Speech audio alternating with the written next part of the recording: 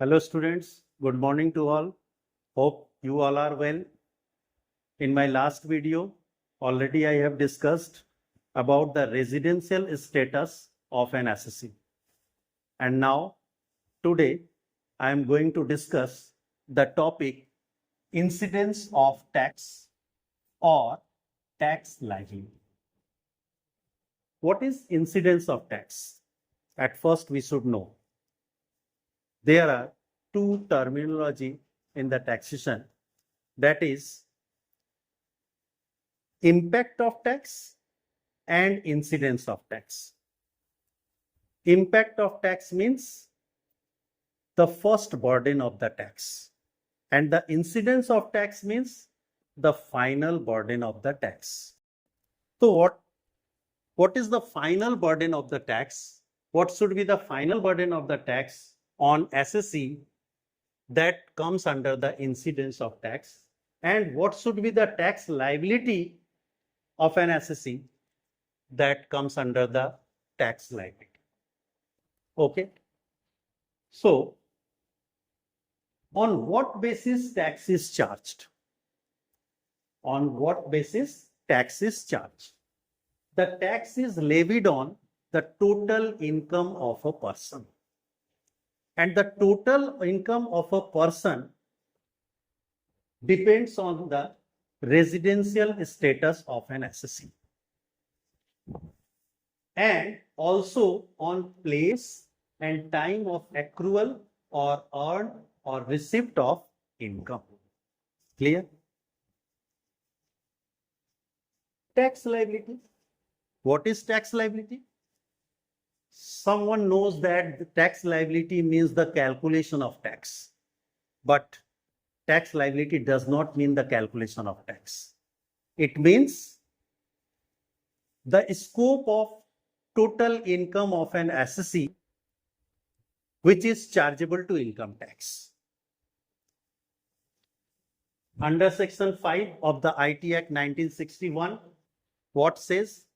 It provides the scope of total income. Under section 5 of the IT Act 1961, it provides the scope of total income of an assessee, which varies on the basis of residential status and also on the basis of nature of income. Basically, there are two natures. One is Indian, another is foreign income. Or you can say the income can be divided into two categories. One is the Indian income, another is the foreign income. It means an assessee is charged on his Indian income or foreign income or both the income. Clear? Now, we should know how to calculate the incidence of tax, how to compute the incidence of tax or the tax liability of a person. So this is the rule. It is given under 5 points. In the case of an individual and HUF, this rule is for an individual and a HUF, not for the other assessee. What is the rule?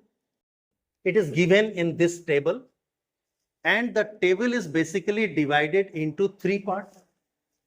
One is the serial number, another is the sources of income or the different kinds of income, and the third table is different types of status of an assessee. Once again, different type of status of an assessee is divided into 3 parts. One is the ordinarily resident, OR. Second is the not ordinarily resident, NOR. And the third one is non-resident, NR. Clear? The first rule, that is income received or deemed to be received or accrued or deemed to be accrued or arisen or deemed to be arisen or paid in India during the previous year.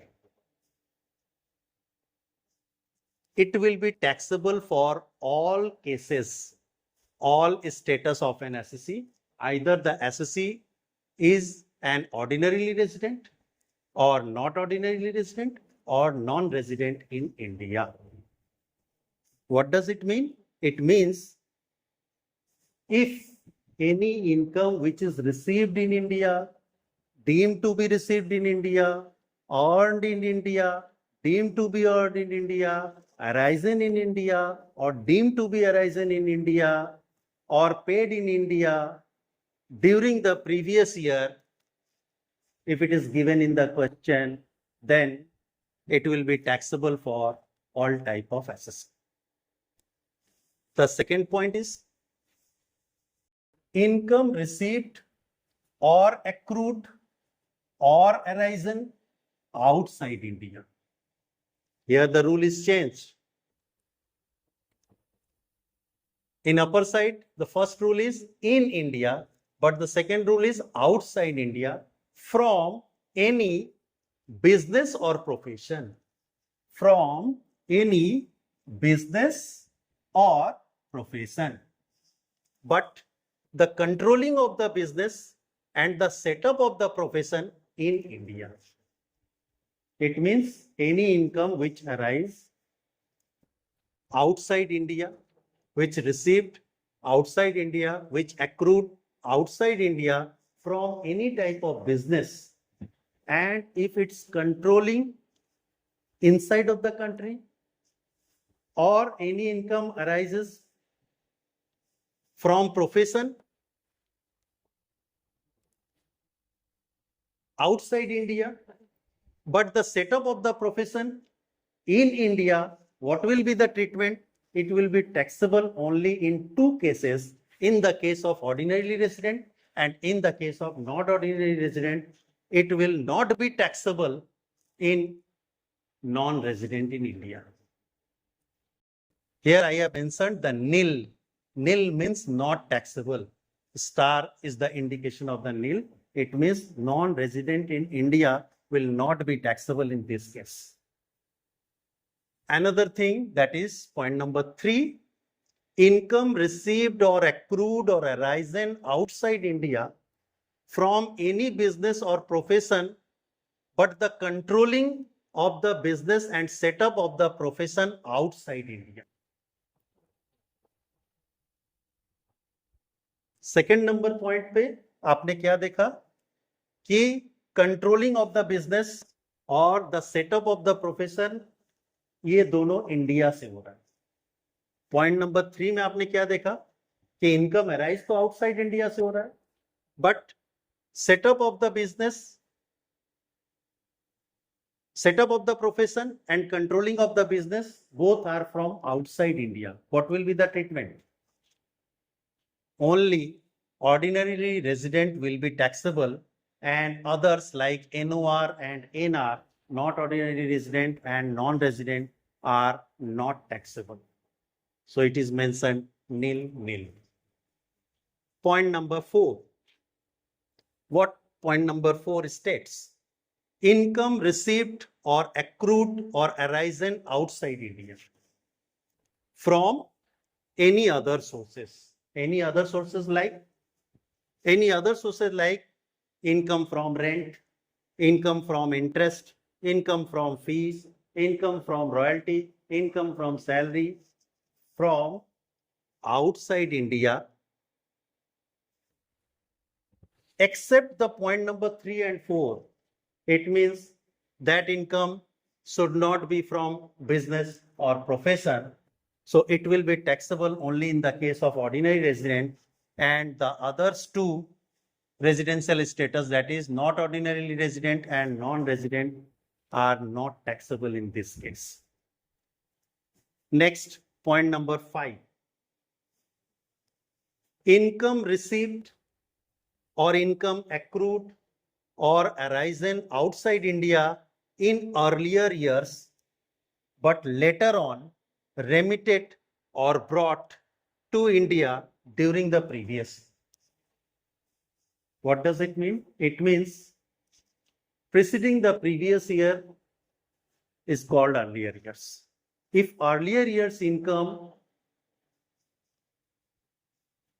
received, if earlier year's incomes remitted to India or brought to India during the previous year, it will not be taxable in any cases. Either the assessee is ordinarily resident or not ordinarily resident or non-resident in India.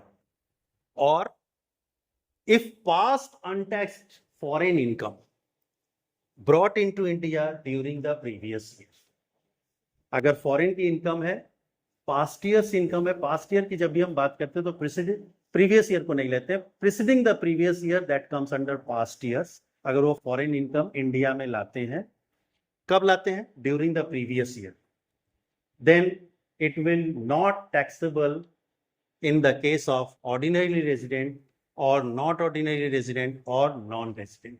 It means previous year में अगर कोई भी income, चाहे वो Indian income हो, चाहे वो foreign income हो, आप अर्न करते हैं, चाहे वो इंडिया में अर्न हो या इंडिया के बाहर अर्न हो, बट वो प्रीवियस ईयर की इनकम होती है, अगर है तो it will be taxable only in the case of ordinary resident. Others are not taxable. It means not ordinary resident के केस में या नॉन रेजिडेंट के केस में वो टैक्सेबल नहीं होगा. ये तो था आपका कि इट विल बी टैक्सेबल और not taxable in the case of individual and HUF. Next जो हमको देखना है वो है tax incidence in the case of other assessees. Other assessees like company, firm, cooperative society, association of person or body of individuals. What will be the treatment of in these cases? The treatment, they are never not ordinary resident. They are only in two types, resident or non-resident.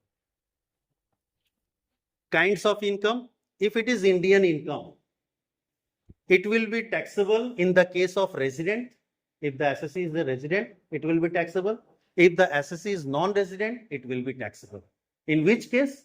Only in the case of Indian income. Second is the foreign income. Foreign income received, it will be taxable only in the case of resident, but in the case of non-resident, it will not be taxable. So this is the main rule of incidence of tax or the tax liability of a person. Okay? I think it is fruitful and it is easily understandable by a common student. Okay? Thank you and bye-bye. Kindly like, share and subscribe.